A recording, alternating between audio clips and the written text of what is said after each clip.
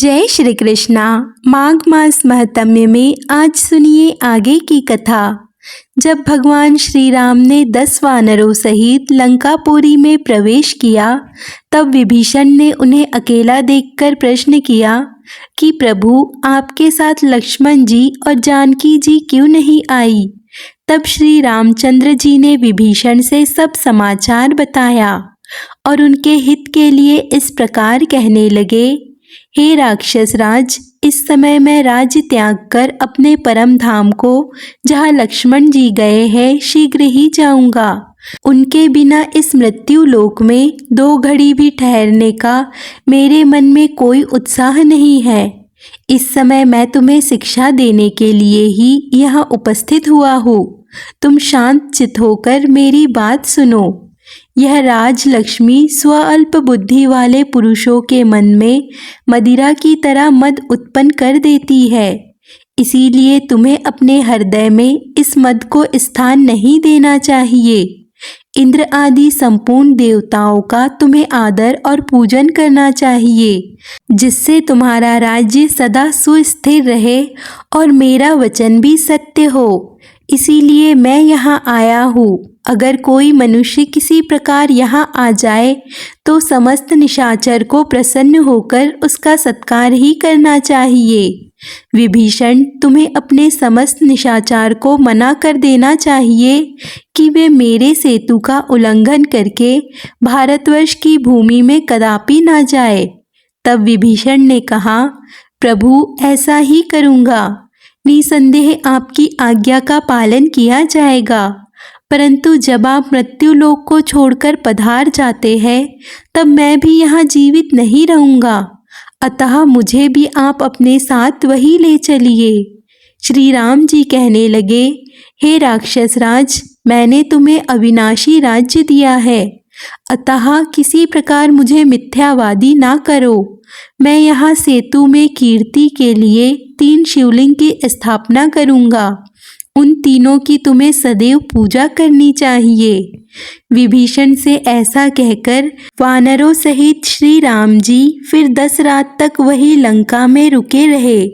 11वें दिन विमान पर बैठकर उन्होंने अपनी पुरी को प्रस्थान किया और विभीषण और वानरों के साथ मार्ग में उतरकर अपने सेतु के आदि, मध्य और अंत में श्रद्धापूर्वक 3 रामेश्वर की स्थापना की।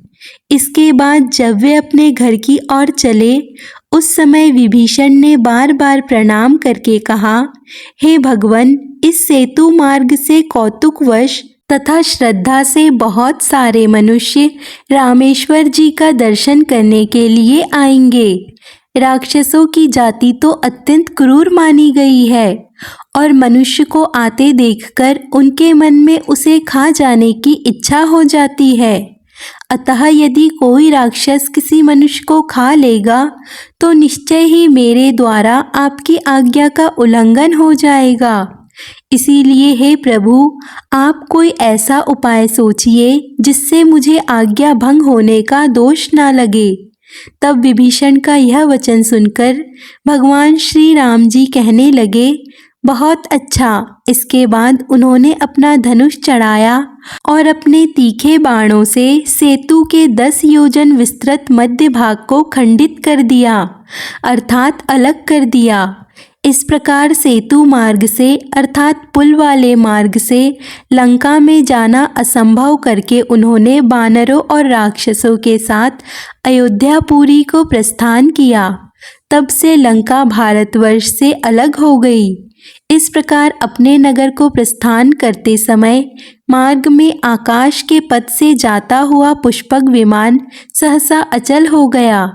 यह देखकर श्री रामचंद्र जी ने हनुमान जी से कहा, हे वायुनंदन, तुम भूमि पर जाकर पता लगाओ कि क्या कारण है जिससे पुष्पक विमान आकाश में ही रुक गया। हनुमान जी बहुत अच्छा कहकर शीघ्र धरती पर उतरे और पुनः लौटकर भगवान को प्रणाम करके कहने लगे, प्रभु, यह नीचे परम कल्याणमयी करने वाले साक्षात ब्रह्मा जी विद्यमान है। यही कारण है कि पुष्पक विमान उन्हें लांघकर आगे नहीं बढ़ता है। हनुमान जी की यह बात सुनकर रघुनाथ जी ने विमान को उस क्षेत्र में उतरने की आज्ञा दी। फिर वे स्वयं विमान से उतरे और समस्त वानरों तथा राक्षसों के साथ उस क्षेत्र में सब और घूम घूम कर तीर्थों का दर्शन करने लगे। वहां पर उन्होंने अपने पितामह राजा अज के द्वारा स्थापित की हुई चामुंडा देवी के दर्शन किए और समस्त कामनाओं को पूर्ण करने वाले कुंड में स्नान करके अपने पिता राजा दशरथ द्वारा स्थापित अपने स्वरूप भूत 4 भुजाधारी श्री विष्णु भगवान का दर्शन किया।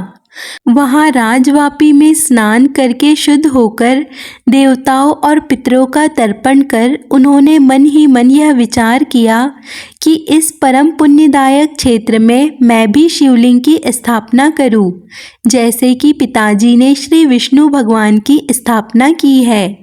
इसके सिवा मेरे प्रिय भाई लक्ष्मण दिव्यलोक में चले गए हैं, अतः उनके नाम से भी एक शिवलिंग की स्थापना मुझे करनी चाहिए। साथ ही अपनी प्रिय पत्नी सीता देवी की और लक्ष्मण जी की भी पस्तरमयी अर्थात पत्थर की प्रतिमा इस पवित्र क्षेत्र में स्थापित करूं। ऐसा विचार करके श्री रामचंद्र जी ने 5 मंदिर बनवाए और उन सब में पूर्वोक्त विग्रह को स्थापित किया। फिर सभी वानरों और राक्षसों ने भी अपने अपने नाम से अलग अलग शिवलिंग को स्थापित किया।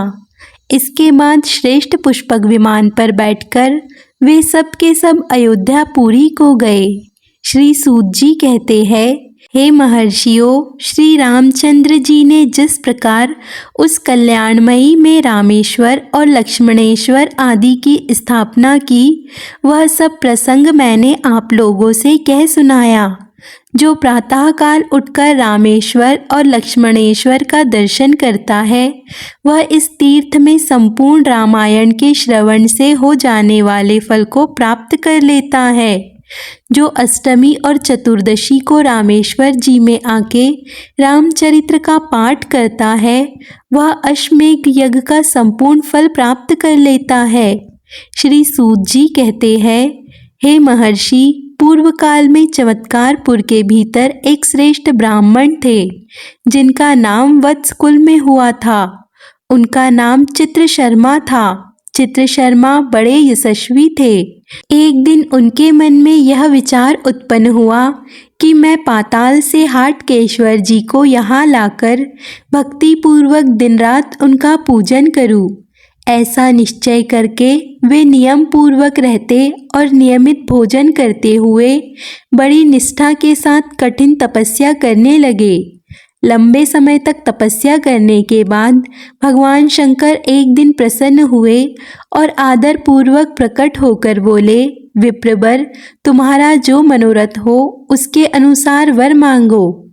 तब चित्र शर्मा बोले, हे देव, आप पाताल से हाटकेश्वर लिंग के रूप में यहाँ पधारिए, बस मुझे यही मनोरथ प्रदान कीजिए। तब भगवान शिव बोले, हे ब्राह्मण, मेरा लिंगम विग्रह सर्वत्र अचल होता है। तुम स्वर्ण के द्वारा निर्मित दूसरे शिवलिंग की स्थापना करो, वही संसार में हाटकेश्वर के नाम से विख्यात होगा। जो शुक्ल पक्ष की चतुर्दशी को सोमवार के दिन श्रद्धापूर्वक भक्ति युक्त चित्त से उस लिंग की पूजा करेगा, उसे आदि हाटकेश्वर की पूजा से होने वाले कल्याणमय फल की प्राप्ति होगी। ऐसा कहकर भगवान शिव अंतर्ध्यान हो गए। उधर चित्र शर्मा ने भी मनोरथ मंदिर का निर्माण करके भक्ति भाव से शास्त्रोक्त विधि के अनुसार उसमें स्वर्णमयी लिंग स्थापित किया और फिर उसकी पूजा प्रारंभ कर दी। वहां उस लिंग की तीनों लोकों में ख्याति फैल गई। दूर दूर से लोग आकर उस उत्तम लिंग की पूजा करने लगे। यह देखकर दूसरे ब्राह्मण ने भी यह विचार किया कि हम लोग भी भगवान सदाशिव को अपनी आराधना द्वारा संतुष्ट करें। शूलपाणी शिव के 68 क्षेत्र बताए गए हैं, जहाँ पर परमेश्वर तीनों काल में निवास करते हैं।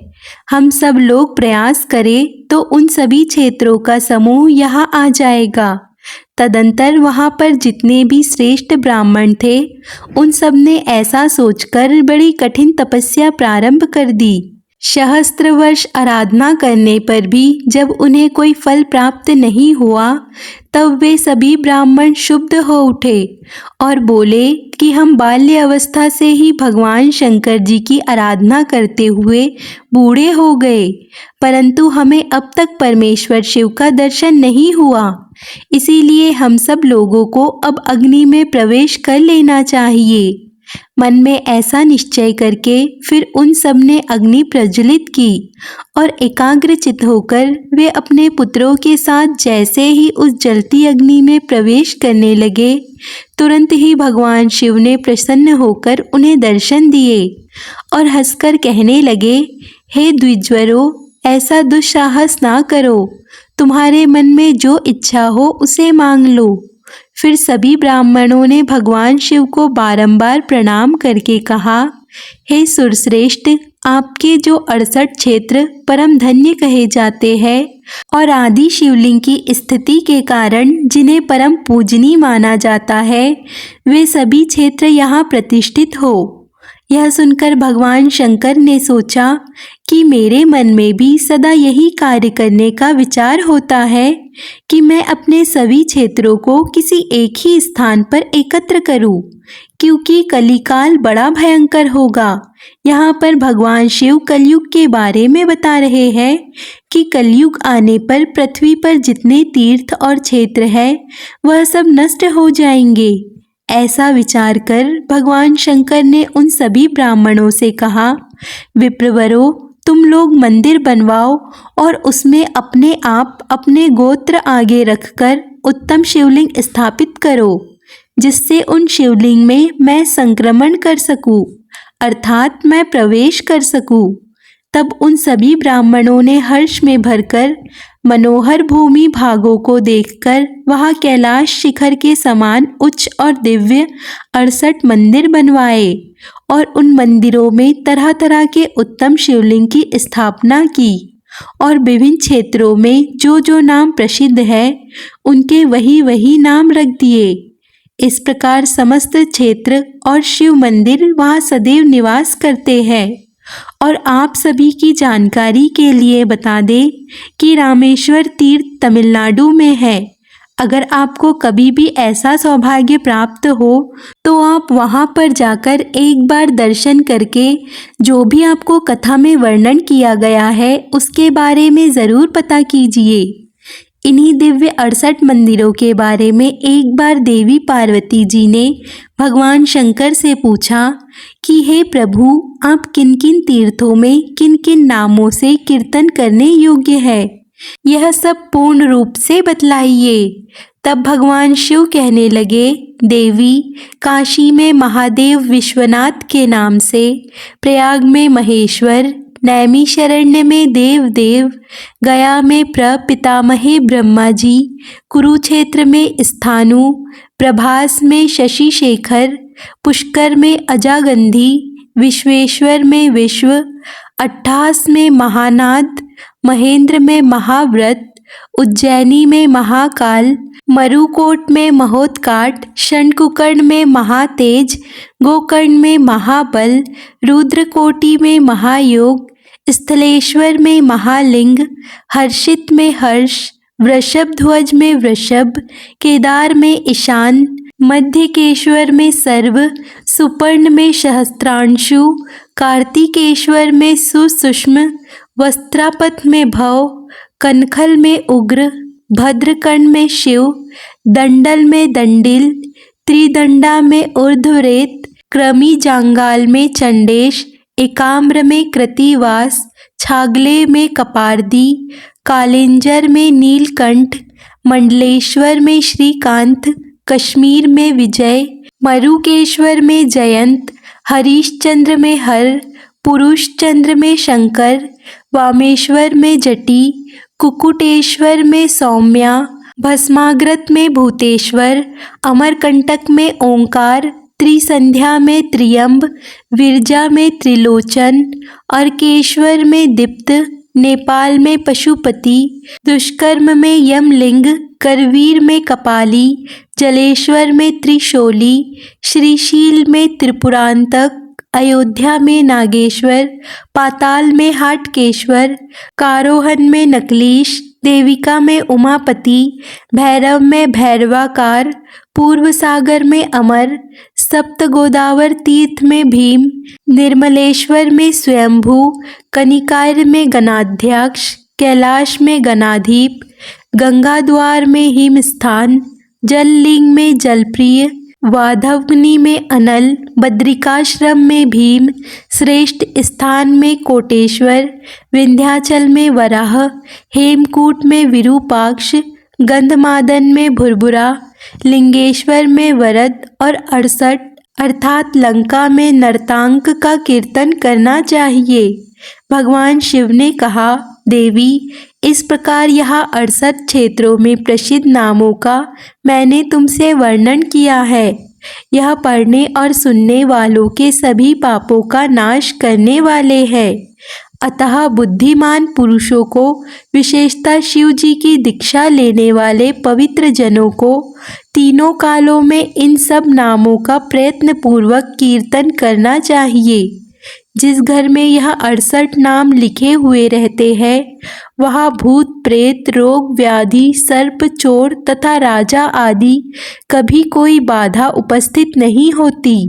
देवी, इन सब तीर्थों में 8 बहुत बहुत उत्तम है, जिनमें स्नान करने वाला मनुष्य सभी तीर्थों में स्नान का फल प्राप्त करता है। नैमिषारण्य, केदार, पुष्कर, कुरुजांगल, काशी, कुरुक्षेत्र, प्रभास तथा हाटकेश्वर, इन 8 तीर्थों में जिसने भी श्रद्धापूर्वक स्नान किया है, उसने सब तीर्थों में स्नान कर लिया। देवी पार्वती ने पूछा, महादेव, कलयुग में मनुष्य किसी प्रकार इन सब क्षेत्रों में स्नान करने में समर्थ नहीं हो सकेंगे।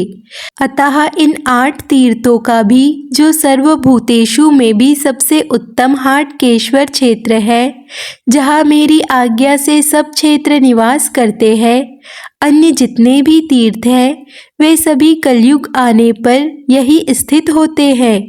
अतः मोक्ष की इच्छा रखने वाले पुरुषों को सभी प्रकार से प्रयास करके इस क्षेत्र का दर्शन अवश्य करना चाहिए। श्री सूत जी कहते हैं, हे ब्राह्मणों, इस प्रकार मैंने आप लोगों से 68 क्षेत्रों का उनके नाम और देवताओं सहित वर्णन किया है, जैसा कि महादेव जी ने पार्वती से किया था। जो श्रद्धापूर्वक इन सबके नामों का पाठ और कीर्तन करता है, वह उसमें स्नान करने का पुण्य प्राप्त कर लेता है। आज की कथा में बस इतना ही। इसके आगे का वृत्तांत आप अगले अध्याय में ज़रूर सुनिए। अगर आपको आज की कथा पसंद आए तो वीडियो को लाइक, कमेंट, शेयर ज़रूर कीजिए और चैनल को सब्सक्राइब कर लीजिए।